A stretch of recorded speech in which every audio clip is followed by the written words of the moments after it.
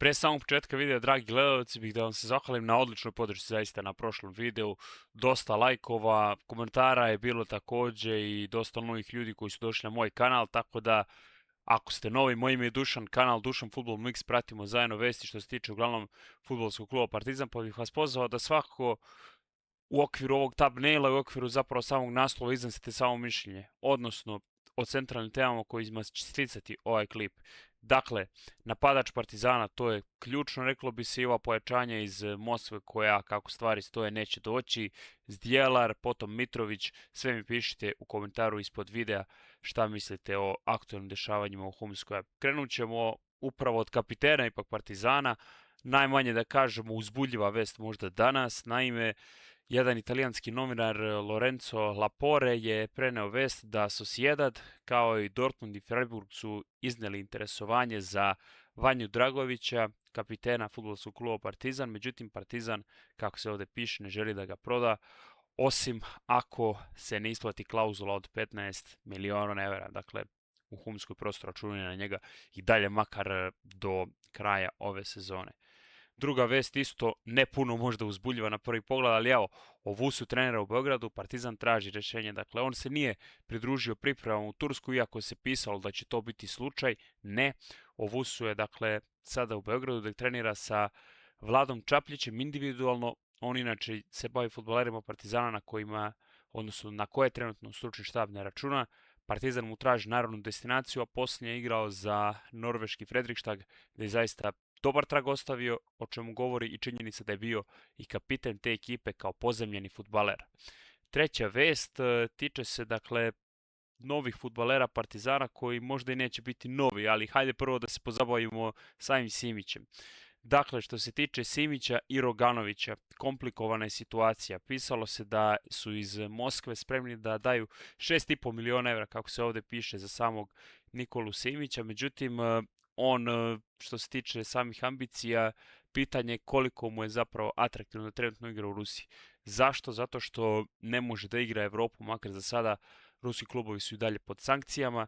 Sa druge strane, ima veliki novac, odnosno imao bi veliki novac u Rusiji, ali sve kada sabere, trenutno ipak nije za taj prelazak. Sa druge strane, postojalo je interesovanje za još jednog fudbalera Partizana, a radi se o dakle samom Milanu Roganoviću, o čemu smo pričali zapravo juče. Međutim, šta je stvar sa njim? Naime, CSKA je navodno nudio za njega između 4 i 5 miliona evra, da sada isplate 50% obeštećenja, a ostatak junu, i to se pominjalo. Međutim, Partizanu je najveći problem zapravo iznosilo to što crno-beli imaju šampionske ambicije. Problem, uslovno rečeno, odnosno Partizanu su potrebni ti igrači makar do kraja sezone, a CSKA je nekako voljeniji, odnosno prebi da ih otkupi odma i ima ih odma.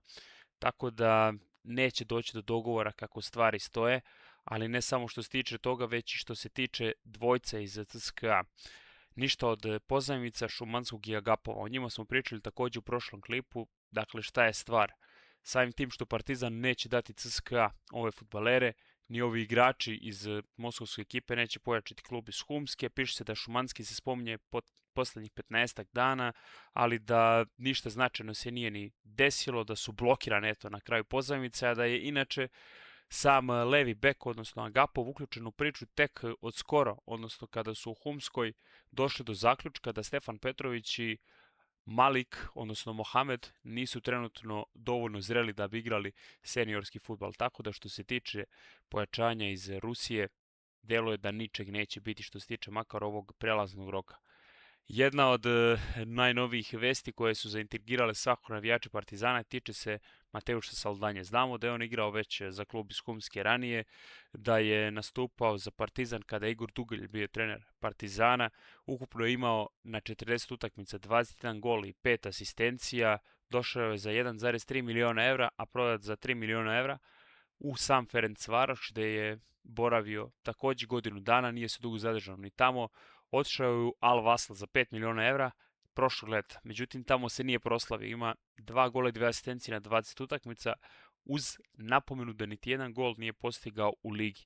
On kaže ovde da je pričao sa predsjednikom, odnosno samim Rasimom Ljajićem, oko povratka u Partizan. Međutim, eto, crno-beli randevu Vlada Ćujić, on se osvrnuo na Danka Lazovića, da Saldanja se možda nije baš najspretnije reagovao, ali bit će link njihovog klipa u svakom slučaju u opisu, pa tu možete bolje poslušati o ovoj situaciji nešto i detaljnije. Priča se da je Predrag Mijatović kasnije preuzeo posao, a da li će doći sam Saldanja kome je karijera ipak u blagom padu, ostaje da vidimo. Njegova vrednost na Transfermarktu se procenjuje na 4,3 miliona evra, a trenutno vredi svako napomenuti da postoji ne samo interesovanje potencijalno od Partizana, već iz Turske, Brazila i Kine. Tako da oni bi sigurno mogli veću svotu novca da mu ponude. Pitanje je šta će se desiti, pa kažem još jednom, izjasnite se i da li mislite da bi Saldanja bio dobra zamena za Jovana Miloševića. Partizanu je bila opcija još jedna stara da se dovede, odnosno Sanet Baždar na pozajmicu, međutim neće on pojačati klub iz Humske, evidentno s obzirom da će otići u Jageloniju. On je inače član Saragose, 100.000 evra će iznositi pozajmica. Jagelonija će imati pravo otkupa za 2,2 miliona evra i 20% od naredne prodaje bi imao sam klub matični, odnosno ekipa Saragose. Njega je Partizan želeo pre nego što se realizovao transfer Poltera, međutim posle toga je sve zatajilo i Baždar neće doći u klub iz Humske. Sada vest možda i centralna oko Stefana Mitrovića, dosta se puno pričalo u prethodnom periodu, dakle piše se da on i dalje nije našao zajednički jezik sa belgijskim klubom, sa kojim je ugovor naravno do kraja leta i Belgijanci gledaju kako da što više sredstva uštede, a sa druge strane on kako što više sredstva da uzme za sebe, koje mu naravno i pripadaju, odnosno da iz velikog ugovora izvuče što je veće moguće plata. Tako da piše se da pregovori i dalje traju i da su kontakti između Partizana i samog igrača odavno ostvareni, da postoji neki zajednički interes, ali da prosto i dalje nije ništa dogovoreno, odnosno nije ništa zaključeno, tako da kažemo, i o tome, odnosno o značajnijim detaljima bi se moglo pričati tek kad se Mitrović rastane sa ekipom Genta. Međutim, očekuje se da situacija bude čistija, odnosno jasnija do kraja sedmice.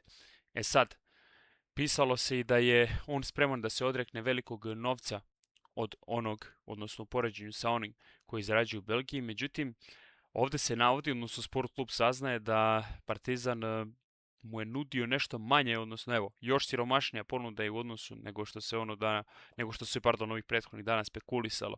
Tako da Partizanu definitivno nije lako, odnosno trenutno Partizan nema puno vremena, sa druge strane igrač se možda i ne žuri, jer ima, kako se piše, još neke opcije i zagarantovan taj novac, odnosno definitivno veću platu u samom belgijskom klubu, gde evidentno više na njega ozbiljnije ne računaju, a Predrag Mijatović mu je dao rok inače da se izjasni do srede da li će ili ne doći u ekipu Partizana, evo 48 sati, dakle negde u sredu bi trebalo da znamo sve. A trebalo bi da znamo i o Saši Zdjelaru, pričali smo da će u ponedjeljak da se održi taj sastanak i na kraju evo, šta imamo kao informaciju? Imamo to da bi se on vratio u Partizan, ali ako Stefan Mitrović dođe u Humsku i da je o tome, evo, to Sport klub navodi, pričao Zdjelar sam Mitroviću, to mu je saopštio i sve bi trebalo, kažem, da znamo u sredu, to je neki krajnji rok, makar po trenutnim projekcijama. Kad govorim o ovom videu, eto, to je sve za danas. Hvala vam na pažnji i ništa, pišite vaše mišljenja, to je manje više to, malo duže.